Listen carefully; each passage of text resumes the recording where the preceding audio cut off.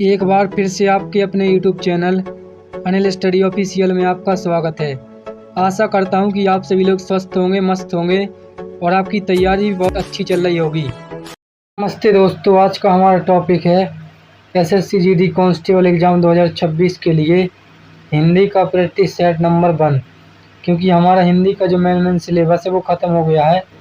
अगर आप लोगों को देखना है तो हमारी हिंदी की प्ले लिस्ट में जाकर आप लोग देख सकते हैं।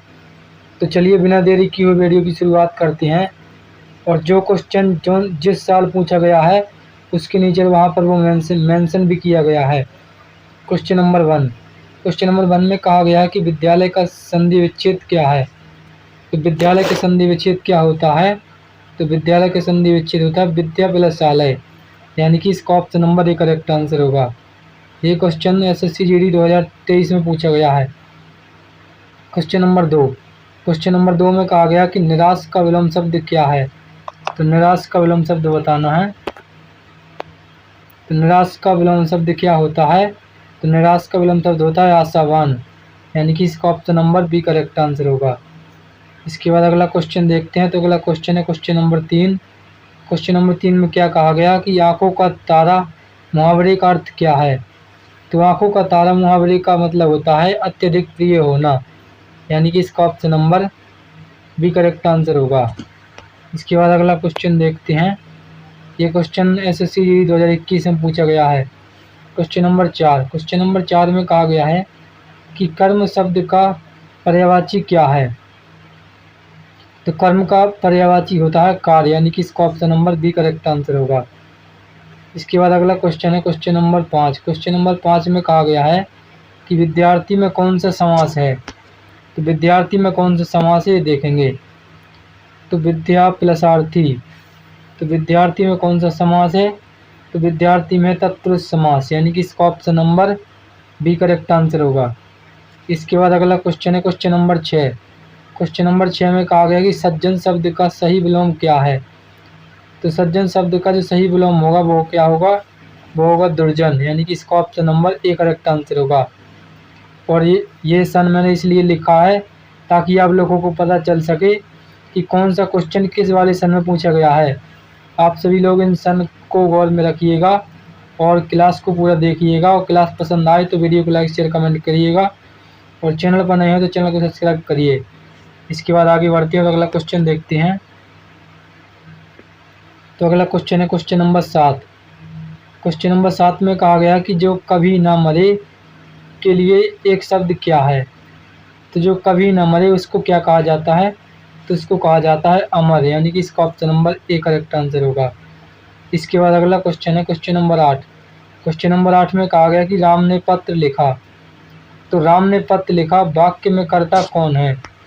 तो राम ने पत्र लिखा वाक्य में कर्ता क्या है। तो इसमें कर्ता होगा राम, यानी कि इसका ऑप्शन नंबर ए वो सी करेक्ट आंसर होगा।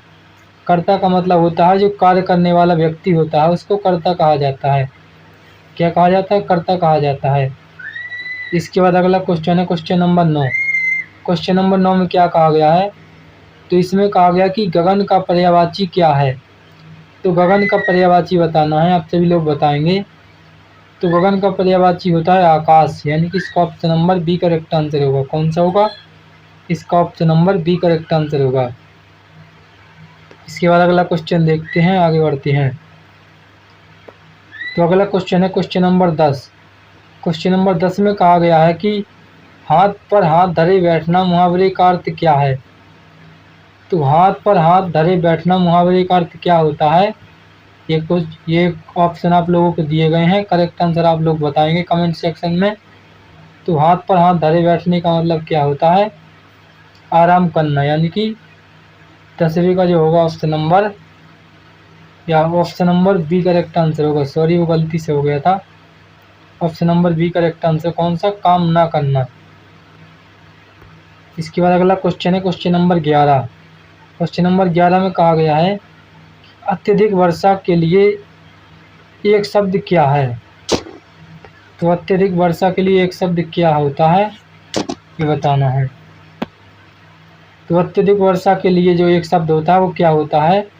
तो वो होता है अतिवृष्टि, यानी कि इसका option number B correct answer होगा। आगे बढ़ते हैं और अगला क्वेश्चन देखते हैं। तो अगले क्वेश्चन में कहा गया है क्वेश्चन नंबर 12। तो क्वेश्चन नंबर 12 में कहा गया है कि उज्ज्वल का सही विलोम क्या है। तो उज्ज्वल का सही विलोम क्या होता है। तो उज्ज्वल का सही विलोम क्या होता है ये देखेंगे। तो उज्ज्वल का सही विलोम होता है मलिन, यानी कि इसका option number D correct answer होगा। इसके बाद अगला क्वेश्चन है क्वेश्चन नंबर 13। क्वेश्चन नंबर 13 में कहा गया है कि सूरदास किस रस के कवि माने जाते हैं। तो सूरदास किस रस के कवि माने जाते हैं। तो सूरदास माने जाते हैं भक्ति रस के, यानी कि इसका option number C correct answer होगा। ये कृष्ण भक्ति शाखा के प्रमुख कवियों में से एक माने जाते हैं। इसके बाद अगला क्वेश्चन है क्वेश्चन नंबर 14। क्वेश्चन नंबर 14 में कहा गया कि राजपुत्र में कौन सा समास है। तो राजपुत्र में कौन सा समास है ये देखेंगे। तो राजपुत्र में है तत्पुरुष समास, यानी कि इसका option number C correct answer होगा। इसके बाद अगला क्वेश्चन है क्वेश्चन नंबर 15। क्वेश्चन नंबर 15 में क्या कहा गया है। तो इसमें कहा गया है कि जलद का पर्यायवाची क्या है। तो जलद का मतलब क्या होता है। जलद का मतलब होता है बादल, यानी कि इसका option number A correct answer होगा। क्या मतलब होता है जलद का। तो जलद का मतलब होता है बादल, यानी कि इसका option number A correct answer होगा।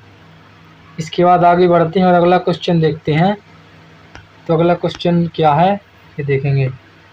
तो अगला क्वेश्चन है क्वेश्चन नंबर 16। क्वेश्चन नंबर 16 में कहा गया है कि नाक कटना मुहावरे का अर्थ क्या है। तो नाक कटना मुहावरे का अर्थ मतलब होता है कि अपमानित होना, यानी कि जैसे किसी ने कोई गलती कर दी तो गांव में कहते हैं कि उसकी नाक कट गई है। नाक कटने का मतलब होता है कि उसका अपमान हो गया है। इसके बाद अगला क्वेश्चन है क्वेश्चन नंबर 17। क्वेश्चन नंबर 17 में कहा गया है कि जो पढ़ा लिखा ना हो के लिए एक शब्द क्या है। तो जो पढ़ा लिखा ना हो उसे एक शब्द में क्या कहा जाता है। तो जो पढ़ा लिखा ना हो उसको क्या कहा जाता है। तो उसको निरक्षर कहा जाता है, यानी कि इसका option number B correct answer होगा। 17वें का बी करेक्ट आंसर होगा। इसके बाद अगला क्वेश्चन है क्वेश्चन नंबर 18। क्वेश्चन नंबर 18 में कहा गया कि अल्प का विलोम शब्द क्या है। तो अल्प का मतलब होता है कम, तो अल्प का जो होगा विलोम शब्द वो होगा अधिक, यानी कि ज़्यादा। इसका option number B correct answer होगा। आगे बढ़ते हैं और अगला क्वेश्चन देखते हैं। तो अगला क्वेश्चन है क्वेश्चन नंबर 19। क्वेश्चन नंबर 19 में कहा गया कि कमल का पर्यायवाची क्या है ये बताना है। तो कमल का पर्यायवाची क्या होता है। तो कमल का पर्यायवाची होता है पंकज, यानी कि इसका option number A correct answer होगा। इसके बाद अगला क्वेश्चन है क्वेश्चन नंबर 10। क्वेश्चन नंबर 10 में कहा गया कि दिन रात एक करना मुहावरे का अर्थ क्या है। तो दिन रात एक करने का मतलब होता है कि परिश्रम करना, यानी कि अत्यधिक परिश्रम करना। इसका option number B correct answer होगा। आशा करता हूँ कि आप सभी लोगों को एसएससी जीडी हिंदी का प्रैक्टिस सेट नंबर 1 अच्छी तरह समझ में आया होगा, और यहाँ से आपको प्रश्न सीधे एग्जाम में देखने को मिलेंगे। तो इसी प्रकार की बेस्ट एजुकेशनल वीडियो के लिए हमारे चैनल को सब्सक्राइब करें। अगर वीडियो पसंद आया हो तो वीडियो को लाइक शेयर कमेंट करें। तब तक के लिए धन्यवाद। मिलते हैं नेक्स्ट वीडियो में।